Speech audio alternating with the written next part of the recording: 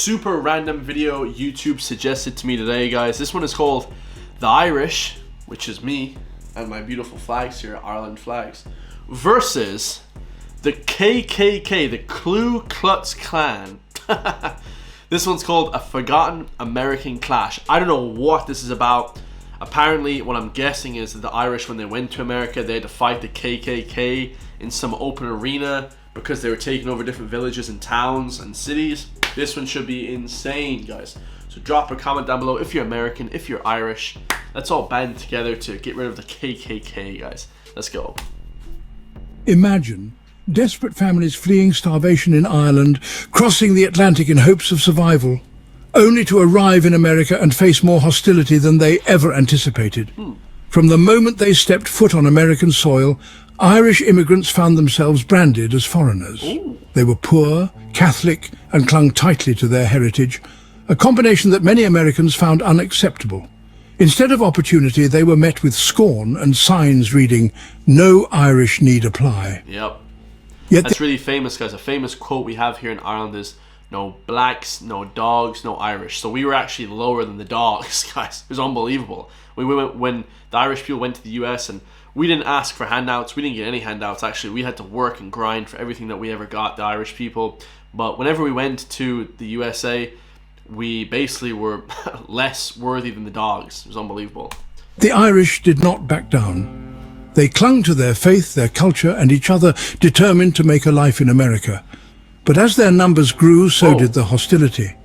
Groups like the Ku Klux Klan saw them as an existential threat to American values, a hatred they turned into action. This is the story of how the Irish stood up against the Klan's relentless persecution, defiantly fighting for dignity, acceptance, and belonging in a country that had marked them as outsiders from the start. You kind of understand, though, because all the people that left Europe to flee to America, you know, all the guys that came across in the Mayflower, they left because of persecution from religion. So I understand now, right? This is the story of Irish migrants versus the Ku Klux Klan. Whoa. Before they even encountered the Klan, the Irish faced deep-rooted prejudice from American society, fueled by anti-Irish propaganda. The media of the 19th century depicted Irish immigrants in cartoons and editorials as subhuman, often with ape-like features and exaggerated drunken expressions. These images painted the Irish as a primitive, dangerous and untrustworthy group. The British people basically said that we were primitive and untrustworthy and degenerate people. Undeserving of a place in American society. Wow. One of the most powerful symbols of this discrimination was the No Irish Need Apply sign, which was often found in storefronts and job postings, barring Irish immigrants from employment opportunities. Such blatant discrimination fueled resentment against the Irish and built a foundation for the Klan's hatred. Public figures like Hiram Wesley Evans, the Klan's imperial wizard, proclaimed that Catholics were un-American, warning that their allegiance to the Pope threatened American values.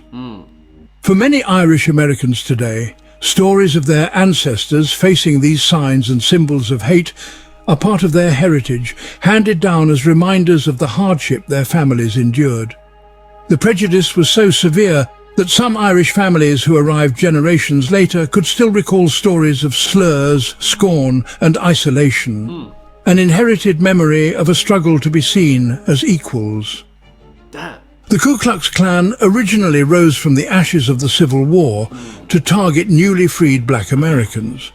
But by the 1920s, they had broadened their scope, seeing a new enemy in Catholics, Jews and immigrants who did not fit their vision of America as a Protestant Anglo-Saxon stronghold. They just hated everybody, plain and simple. The KKK, just full of hate. Can't we all just get along and love each other more? For the Klan, Irish Catholics represented an insidious threat, a people loyal not to the Constitution, but to the Vatican, a foreign power they feared would undermine American values. With the Klan's resurgence, they expanded across the United States, establishing powerful chapters in northern states like Indiana, Ohio, and Michigan. The Klan gained support in local and state governments, using political influence to spread their anti-Catholic and anti-immigrant message.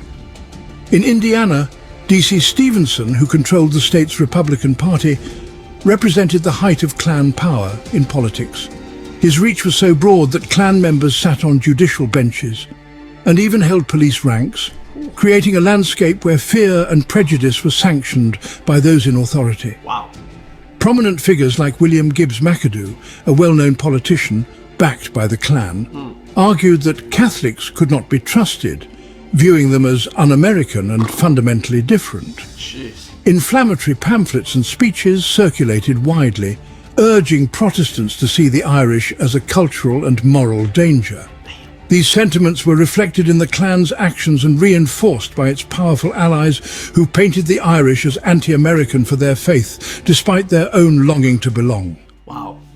For the Irish, being Catholic was more than just a religious identity, it was a heritage, a piece of Ireland that they carried proudly. Symbols like the shamrock and the rosary became acts of defiance against a society that told them they didn't belong. These were not just items, they were sacred connections to their faith, family and heritage. Yeah. Wow, this is a really, really interesting. So it's unbelievable the vitriol that we actually face in America, you know? Wearing a rosary openly or pinning a shamrock to one's coat was an unspoken statement. We will not disappear and we will not abandon who we are. Catholic churches across America, like St. Patrick's Cathedral in New York, became strongholds of Irish pride and places of refuge. St. Patrick's stood as a towering symbol of Irish resilience, where families gathered to worship despite threats from the Klan. And St. Patrick, obviously we have St. Patrick's Day, very, very famous day every year, March 17th, so. In a society that told them to assimilate or leave, these churches represented unity and a commitment to their identity that no threat could shake. Many Irish Americans today recount how their grandparents or great-grandparents wore these symbols openly despite the risks. To carry a shamrock or a rosary was an act of silent defiance, a way of saying, I am Irish, I am Catholic, and I am here to stay. Oh, wow. These stories have been passed down through generations as powerful reminders of the courage it took to simply exist in a hostile society. And it's unbelievable. I think somebody just said before that Americans, 50 million Americans, at least 10 million Americans, claim direct descendancy from Ireland. So it's unbelievable to see that such a small country of 5 million people, maybe 8 million people at the time, has such a massive impact on the world. One of the most defining moments of Irish resistance against the Klan's intimidation happened at the University of Notre Dame in 1924. Wow. The Klan had planned a large rally in South Bend, Indiana, near the Catholic University, Look at these guys. This guy thinks it's a flipping party costume. hoping to intimidate students and local Irish Catholic communities. For the Klan, Notre Dame represented everything they despised, a respected institution that symbolized the strength and pride of Irish Catholics. When the students heard about the Klan's plans, they were furious. Although the university president urged them to remain peaceful, over 500 Notre Dame students took to the streets. Wow. Armed with rocks and pure determination, they clashed with the Klansmen, ripping off their hoods and breaking their symbols of hate. The three-day standoff was chaotic, with students fighting alongside local Irish Catholics, transforming the streets of South Bend into a battleground. Afterward, the students returned to campus, bruised and tired but victorious. Notre Dame soon adopted the term the Fighting Irish, a name that had once been a slur, now reclaimed as a symbol of Irish resilience and pride. I love that. The fighting leprechaun there at the forefront of the badge there, class. The Notre Dame incident sent a powerful message to the Klan. The Irish would not be intimidated and they would not yield. The tension between the Irish Catholic community and the Klan reached new heights at the 1924 Democratic National Convention in New York City. The Klan supported William Gibbs McAdoo, who opposed Al Smith, the Irish Catholic governor of New York, for the presidential nomination. Yeah, so historically the KKK loved the Democrats. A lot of people don't understand or believe that, but that's actually true, you know, unbelievably. To the Klan, Smith's Catholic faith disqualified him from serving the country, and they launched a fierce campaign to block his nomination. Okay, so a lot of people think that, yeah. Hold on, let's go back a little bit, because they say that the Democrats actually, yeah. So they do like the Democrats, though, right? That's actually true. Fierce campaign to block his nomination. Across the river in New Jersey, Klansmen staged a Klan bake, where they burned crosses and shouted anti-Catholic slurs, a visceral display of hate meant to intimidate Smith's supporters. Yet, despite the animosity, Smith had strong backing. Franklin D. Roosevelt, a prominent figure and future president, endorsed Smith, placing his name into nomination and sending a clear message of solidarity with Irish Catholics. The convention went to 103 ballots before Smith lost, but the fight drew national attention. The Democratic Convention highlighted the Klan's influence in politics, but it also revealed the determination of Irish Catholics to claim their place. The Irish community, emboldened by Smith's bravery, doubled down on their commitment to overcome the prejudice that sought to silence them. Yep. Yeah, it's true, guys. And now look at all the presidents that were in America. JFK, super Irish. Fitzgerald. In smaller communities, the Irish continued to stand against the Klan's intimidation. In Carnegie, Pennsylvania, Paddy McDermott, a local undertaker, became a legend when he led Irish residents in blocking a Klan rally. Ooh. Armed with bricks and stones, McDermott and his neighbours sent the Klan fleeing, refusing to let the mob terrorise their town. Oh, wow. Organisations like the Ancient Order of Hibernians played vital roles, organising Irish communities to protect themselves and their churches. Wow. These groups offered both support and protection, standing as sentries against the Klan's hostility. Whew. Their efforts in towns like Carnegie and other Irish neighbourhoods throughout America symbolise the Irish commitment to defend their communities at all costs. Unbelievable. The Notre Dame incident and the Irish resistance across America helped shift the public's view of Irish Catholics. The term "fighting Irish" became a national symbol, adopted by Notre Dame and Irish communities nationwide as a badge of honour. And we love fighting in Ireland with Conor McGregor and different UFC fighters. Symbolising courage in the face of hate. This resilience inspired later civil rights movements, as the Irish stood alongside other marginalised communities, showing that the strength they displayed against the Klan was not just for their benefit, but for all who faced injustice. True. I love that. I love that.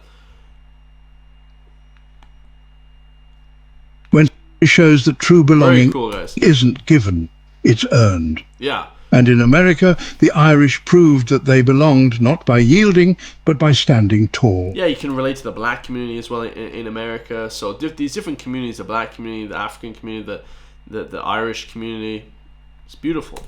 In today's world, their story continues to resonate, inspiring all of us to confront hate. Yep. Their story is a testament to the resilience and unity of a community that refused to be erased. Beautiful. The Irish defied not just the Klan, but every barrier that attempted to deny them their identity and their right to a place in America. Huh. Today, we can look back on their legacy with admiration, inspired by their courage and the unyielding spirit that transformed hardship into triumph, leaving a powerful message. When people stand together, even against relentless hate, they can change the world. That's beautiful, guys. I love that. And really, really powerful at the end. You know, we stand against hate and we flip and, you know, we can stand up to the world. When we're together, we're powerful together. Divided and conquer, right? When we're apart, then we're not good, guys. So we gotta stick together, man. Forget about these hatred groups. Love each other more. And yeah, it's a beautiful message, guys. I love to see that people in America actually love the Irish now in 2024. Let me know your thoughts and your stories about American Irish people and all that different culture as well. I have to visit Boston still. You know, one of the very few Irish people that has yet to visit Boston. I visited New York, but just like the country towns and Canada and stuff like that. But yeah, hopefully one day. I love you all. Stay free, and I'll see you all in the next one. Peace.